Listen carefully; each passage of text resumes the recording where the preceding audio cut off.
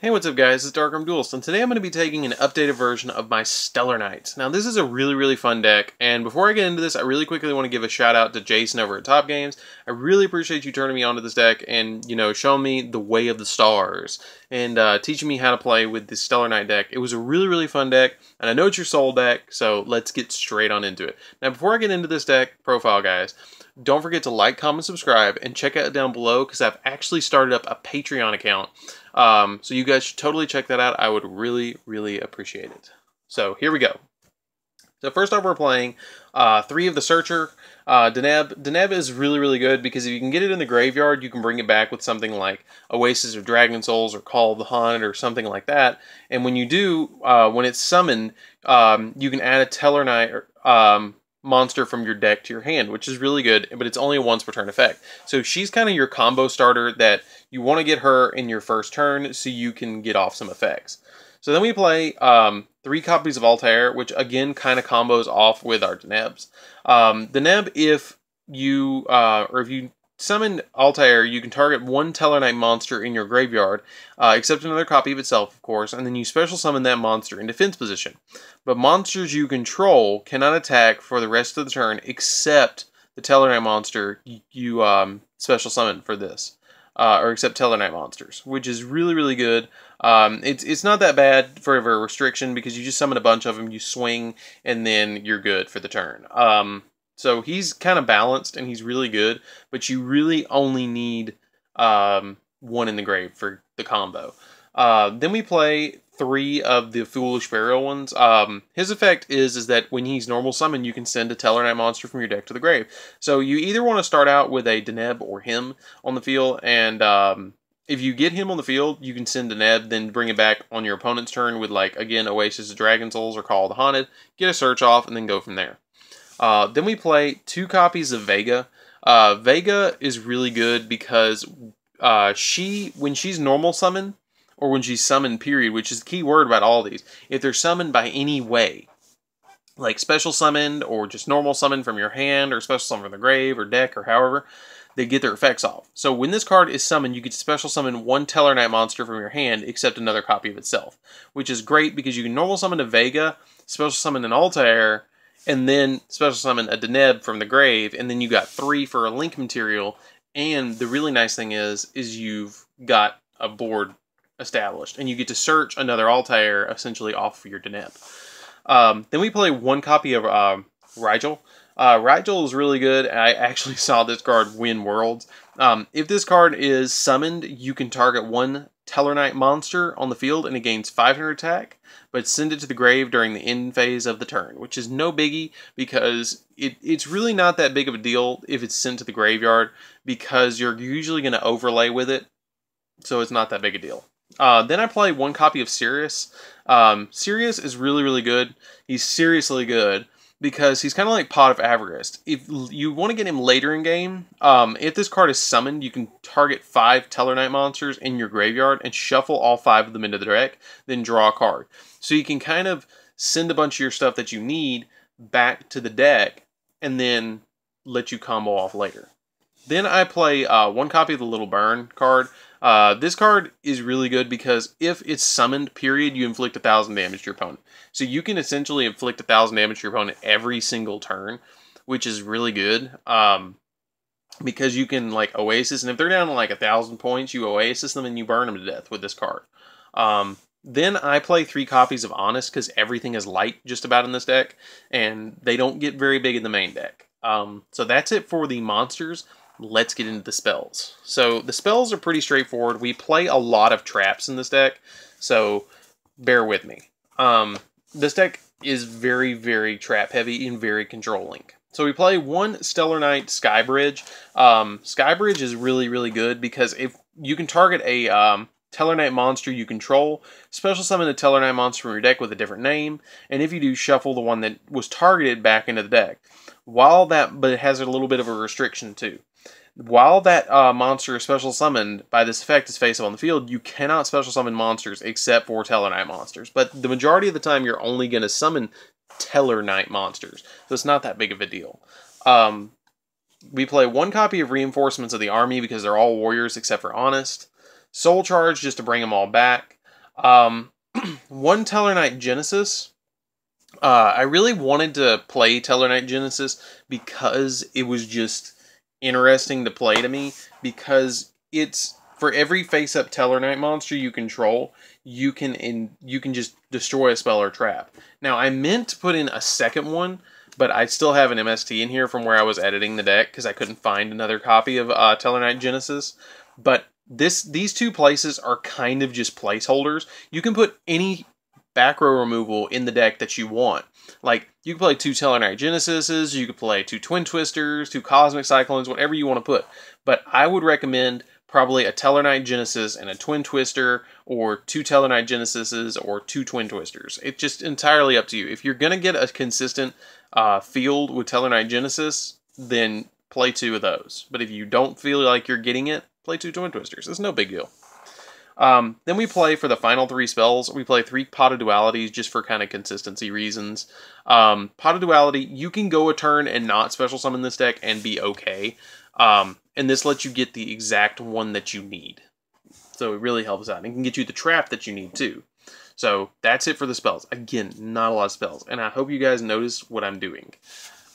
By having not many spells, you can main deck Anti-Spell Fragrance. So, 1 copy of Solemn Warning because it's a speed spell 3. Speaking of speed spell 3s, we play 3 copy of Stellar Nova Alpha. Nova Alpha is by far, in my opinion, one of the best counter traps. Besides the fact that it's locked to a specific archetype. It is like Horn of Heaven on steroids. When a spell or trap or monster effect is activated, you can send 1 face-up Tellarknight monster you control to the graveyard, negate the activation, and if you do destroy that card, then you would draw a card. So it's a -2 to draw 1. So it's kind of breaks even because you're getting rid of 1 of theirs, you're drawing a card, and you're sending 2 of yours to grave. So it breaks even.